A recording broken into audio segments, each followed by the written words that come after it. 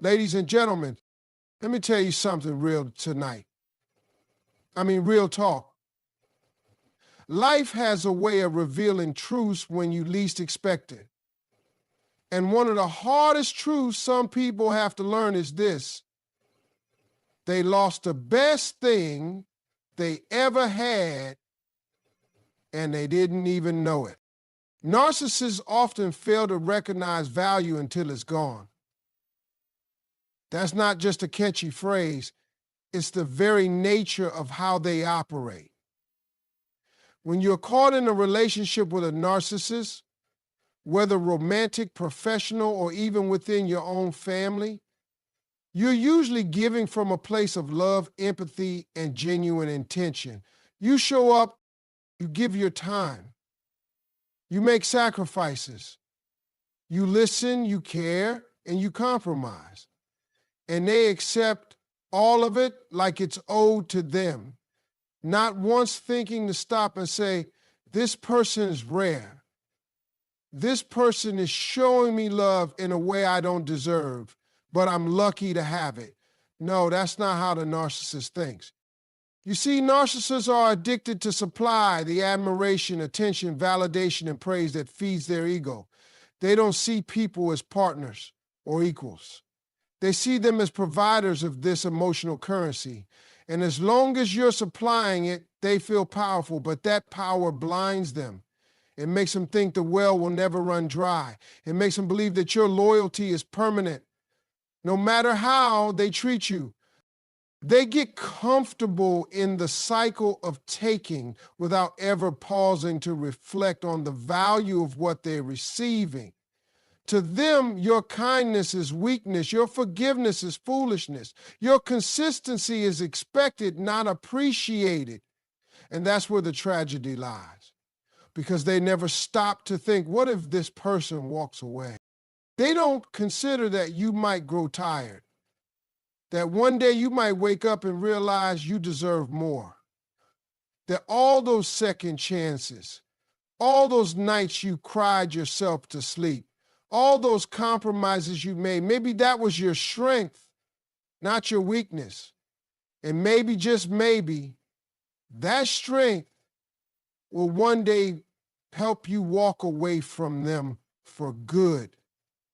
Because here's the truth: narcissists don't do well with loss, especially the kind of loss they didn't see coming, especially when it's someone they believed would always be there. That's when the shock sets in. That's when reality slaps them harder than anything else could. They start to notice the little things: your silence, your absence, your energy missing from their life. They start to replay moments in their head, not because they suddenly care, but because now they're uncomfortable. See, the narcissist doesn't miss you the way a healthy person would. They don't miss your soul. They miss your service. They miss your validation. They miss the way you made them feel about themselves. But now that you're gone, they realize nobody else makes them feel that way. Nobody else puts up with their behavior and still stands beside them. Nobody else loves them past the mask. And for the first time, they might actually feel the emptiness they tried to avoid their entire life. Because that's what narcissism is: a cover, a costume, a performance. And when the audience leaves, the stage is quiet. They stand there alone, thinking about how they had someone who saw past their brokenness, who tried to love the real them even when they refused to show it. They start remembering the things you said, the way you supported them, the way you believed in them even when they didn't believe in themselves. And then they realize they'll never find that again. Not because it doesn't exist, but because people like you don't come around twice. But by the time they realize it is too late, the door they slammed in your face is now closed to them. And the saddest part is they won't learn from it. They won't grow. They'll repeat the cycle with someone new. Because narcissists don't change through loss. They spiral. They obsess. They try to recreate what they had, not because they've changed, but because they want that feeling back.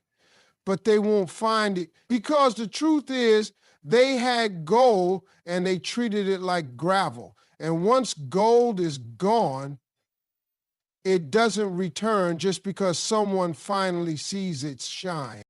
That's why narcissists only realize your worth when you're no longer within reach. They had you, they misused you, and only in your absence do they understand what they lost. You grow stronger in silence and distance. It doesn't always feel that way at first.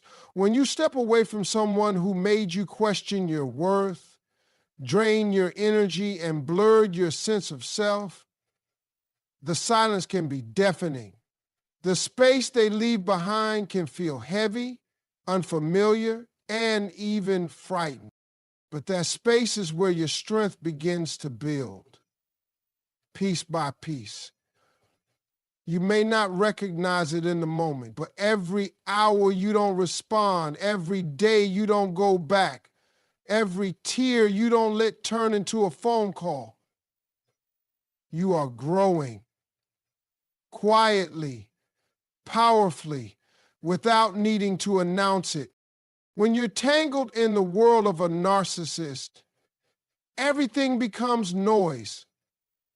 They're loud in your mind, even when they're not physically present.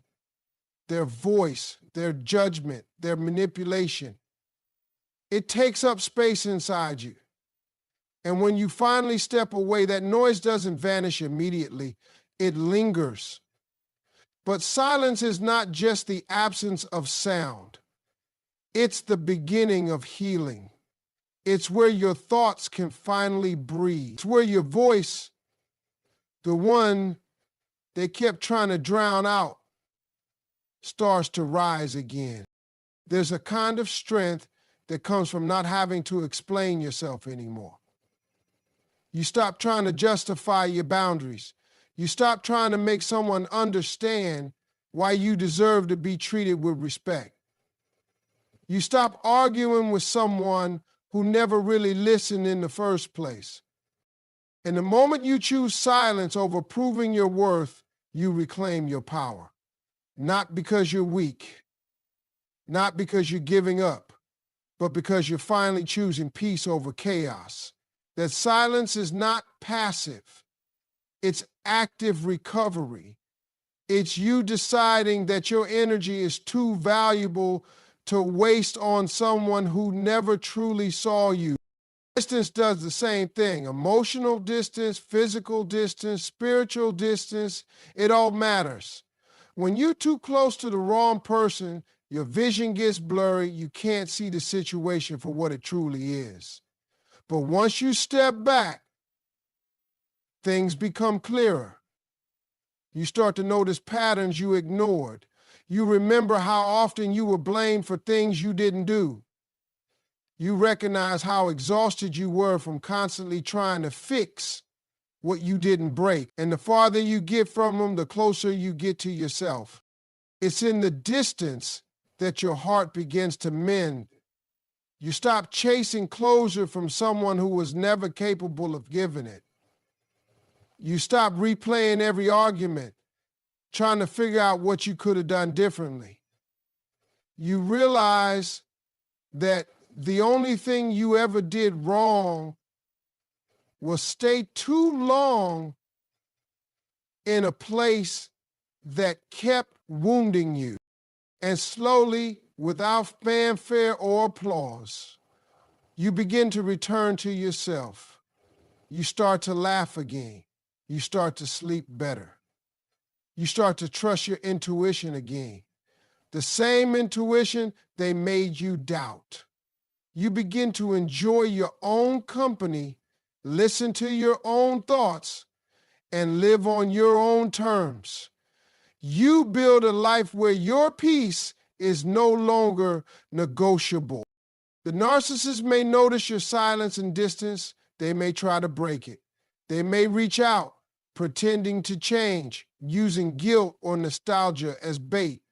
But now you know better. You've come too far to be pulled back into the same cycle. What once broke you no longer holds power over you, because you've learned that healing doesn't always happen in the noise of confrontation.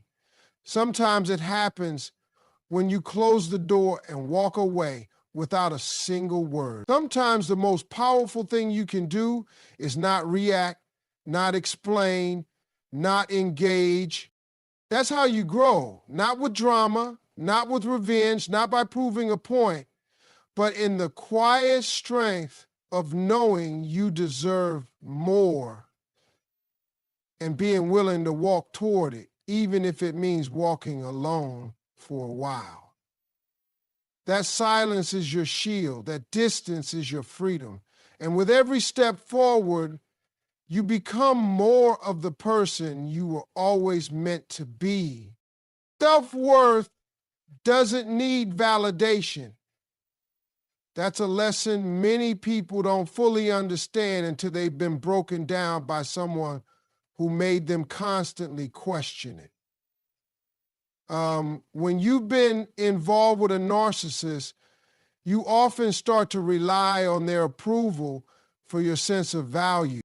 You find yourself needing their compliments, their praise, their attention, even their presence, because they've trained you to believe that you're only worthy when they say you are. That's how they keep control. They build you up only to tear you down, then offer just enough to keep you hoping, keep you chasing, keep you doubting yourself. Over time, you begin to forget that your worth was never supposed to be something given to you. It was always something that lived inside you. There's a trap in waiting for someone else to validate your goodness. You start changing parts of yourself just to keep their love. You silence your opinions to avoid their judgment. You shrink so they can feel big. You walk on eggshells not because you're weak, but because you're hoping that if you just do it right, they'll finally see your value and treat you accordingly. But here's the truth. Someone who truly sees your worth will never make you beg for it. They won't weaponize silence, approval, or affection. They won't make you feel like love has to be earned through pain or performance. When you stop needing validation from someone else, especially someone emotionally manipulative, you begin to reclaim your identity. You realize that your thoughts matter even when no one claps for them. Your feelings are valid even when someone tries to dismiss them. Your dreams are important even if no one else sees the vision. Self-worth isn't built on how many people like you, praise you, or want to be near you. It's built on the quiet decision to love yourself through every stage of your journey, messy, growing, healing, and all. When a narcissist is in your life, they will do everything they can to detach you from your own self-perception. They want to be the mirror you look into. They want you to see yourself the way they define you. Only valuable when useful, only lovable when obedient, only worthy when pleasing. But once you realize that you don't need anyone else to approve of your existence, they lose their grip. When your validation comes from within, they can no longer dangle love in front of you like a prize. They can no longer confuse you with their mixed signals or keep you trapped in their cycle of praise and punishment. You don't have to prove anything to anyone. Not your strength, not your loyalty, not your heart. If someone can't see what you bring to the table, it's not your job to convince them. And it certainly isn't your purpose to keep lowering yourself to fit into someone's small understanding of your worth. The day you stop needing them to tell you who you are is the day you finally begin to live free. You no longer seek their approval, and in that moment, you start showing up fully for yourself. Sometimes people will question your choices. Sometimes they'll leave. Sometimes they'll talk about how you've changed, but that's okay. You didn't come here to meet their expectations. You came here to be whole.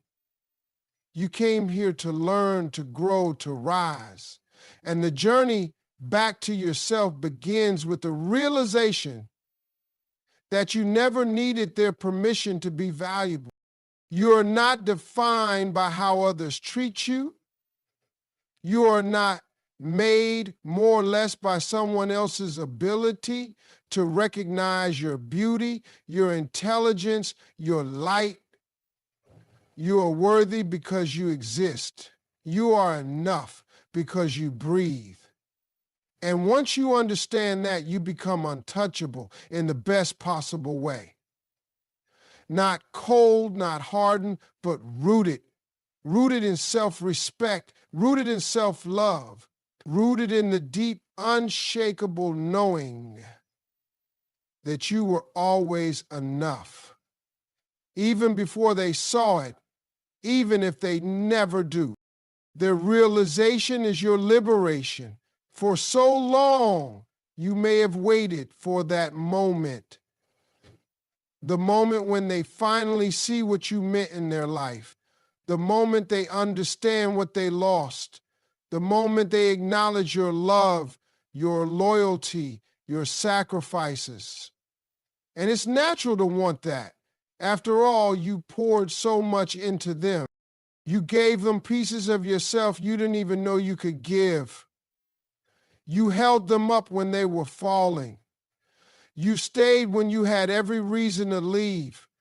You believed in them when they didn't believe in themselves, but they didn't see it, they didn't respect it, they didn't value it.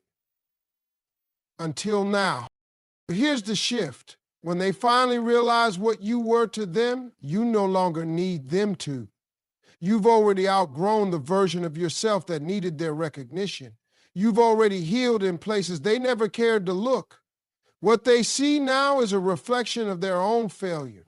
What they feel now is the emptiness they thought they'd never face.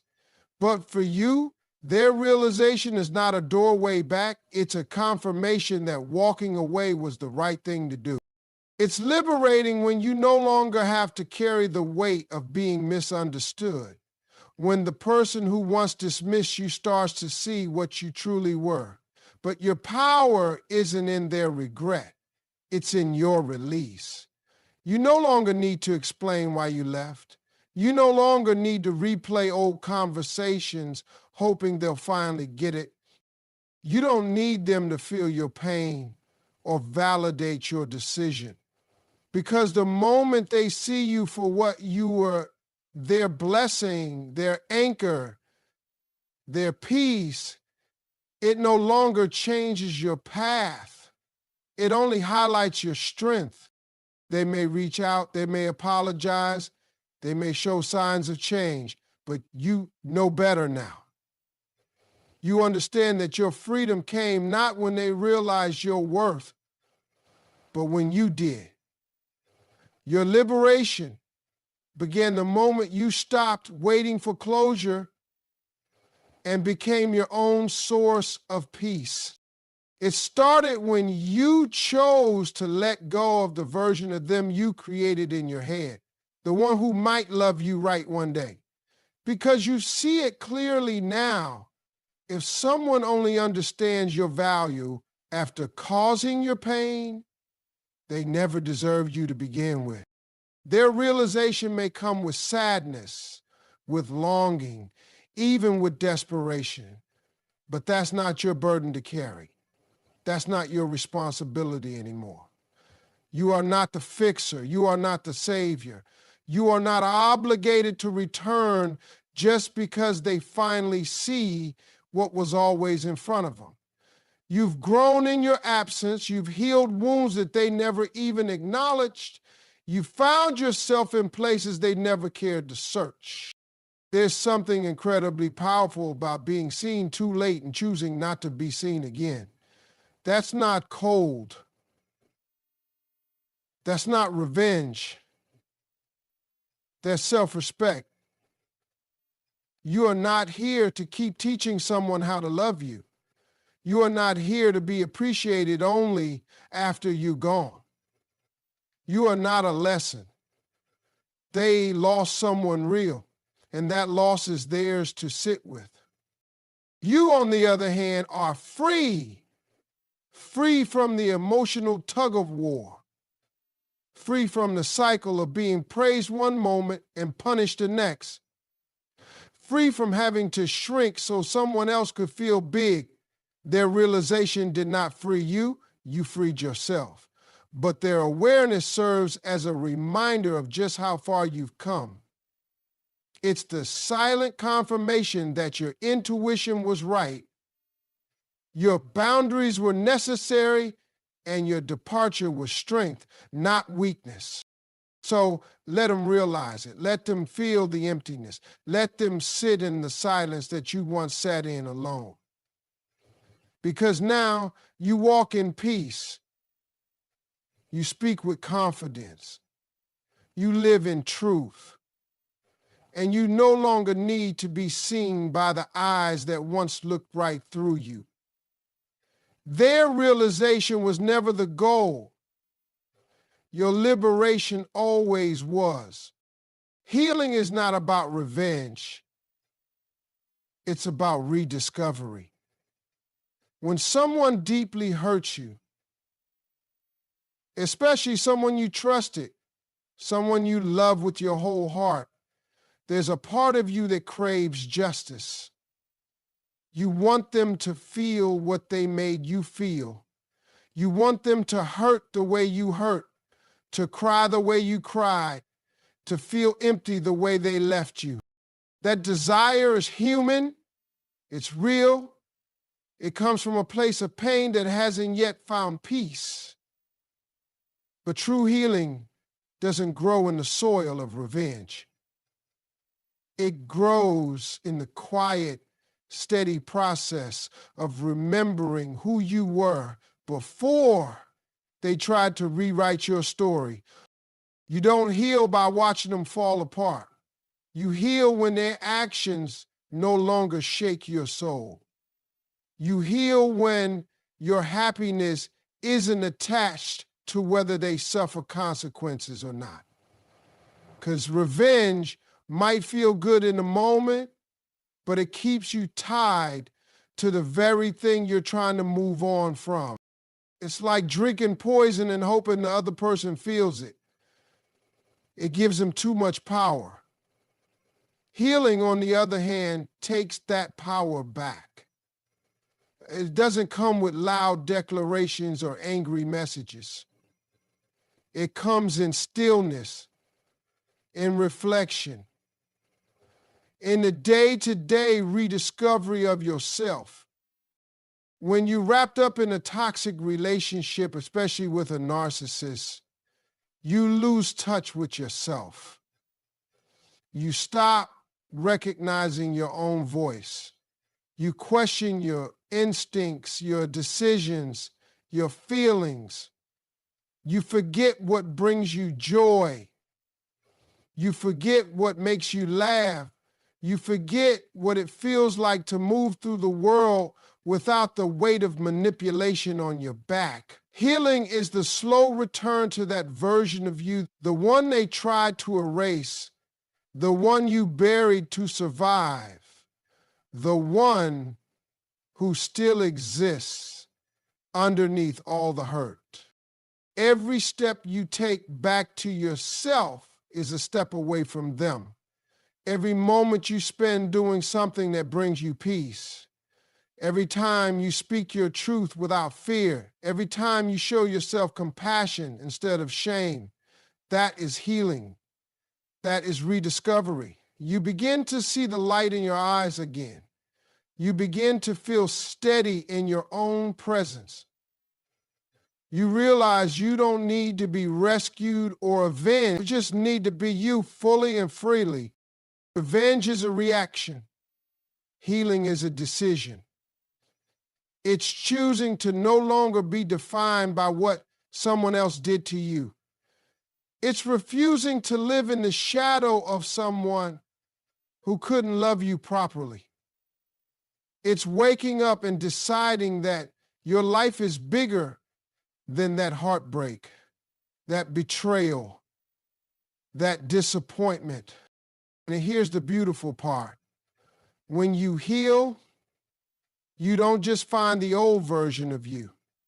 You discover a new one who is wiser, stronger, softer, and more aware. You become someone who understands pain, but doesn't carry it like a badge. Someone who knows what they deserve and won't settle for less. They might expect you to come back angry. They might expect you to seek revenge, to fight for their attention, to prove something, but instead, you choose silence.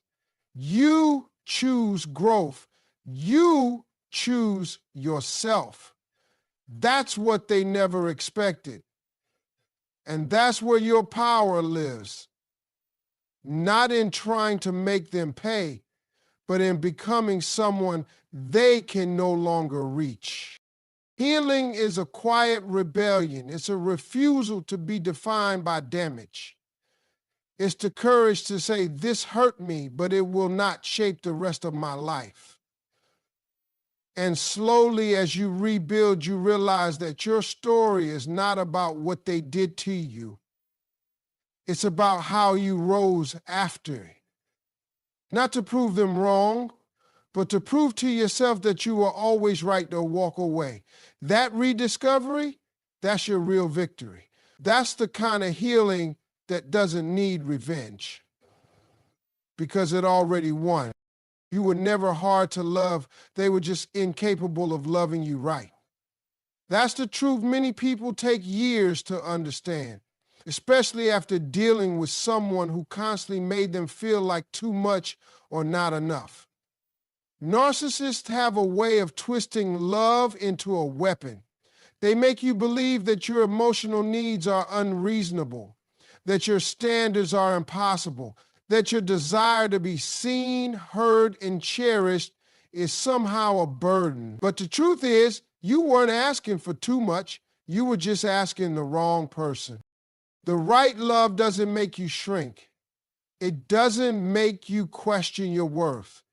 It doesn't turn connection into control or tenderness into manipulation. If someone made you feel like you were difficult to love, it says far more about their emotional capacity than it does about your heart. People who are emotionally unavailable, emotionally immature, or deeply self-centered will always struggle to love in a way that nourishes someone else. They can perform love, imitate it, talk about it, but they can't live it in a consistent, selfless, and supportive way. Not because you failed, but because they were never equipped to meet you where you stood. You may have been over backward trying to make it work. You tried being softer, quieter, more agreeable. Then you tried being stronger, louder, more assertive. You tried staying silent, hoping they would notice your pain. Then you tried speaking up, hoping they would finally listen. But nothing changed because it was never about how you loved. It was about their inability to receive it. Narcissists thrive on control, not connection. They crave admiration, not intimacy. They aren't looking for a partner. They're looking for someone to orbit around their ego. So, you weren't hard to love. You were easy to love for the right heart, just not for the one that was so caught up in itself it couldn't see you. You loved deeply. You gave with everything you had. You showed patience, forgiveness, and grace over and over again. You stood by someone who would have walked away from you in a second if the roles were reversed. That's not weakness, that's strength. And it's important to understand that their inability to love you right doesn't reflect your worth. It reveals their limitation. When someone treats love like a transaction or a power game, it's not because you did anything wrong. It's because they never learned how to give love freely, without conditions. Maybe they used charm to pull you in, only to turn cold once they knew you cared. Maybe they made you feel like everything was your fault, even their own emotional shortcomings. That confusion, that chaos, that instability, it wasn't love, it was control disguised as affection. But you saw the best in them, even when they were showing you the worst. That speaks to the kind of person you are. It's time to release the guilt. Let go of the idea that you were too much. You weren't too emotional, too sensitive, too intense. You were real. You were invested. You were brave enough to show up with your whole heart, even when it got bruised. That's rare. That's beautiful. And someone out there will cherish that about you, not try to dim it, silence it, or reshape it. Love should never feel like a battle you have to keep winning. It should feel like a place to rest, a place where you're understood without having to explain yourself over and over, a place where your flaws aren't weaponized and your strengths aren't resented. You were never hard to love. You were just misread, mishandled, and mistreated by someone who didn't know what to do with something real. That doesn't make you unlovable. It makes you a survivor of love misused. And now you know better. Now you know that your heart is not the problem. Your standards are not too high. Your desire to be loved right is not a weakness. It's your strength. And it will guide you toward the love you always deserve.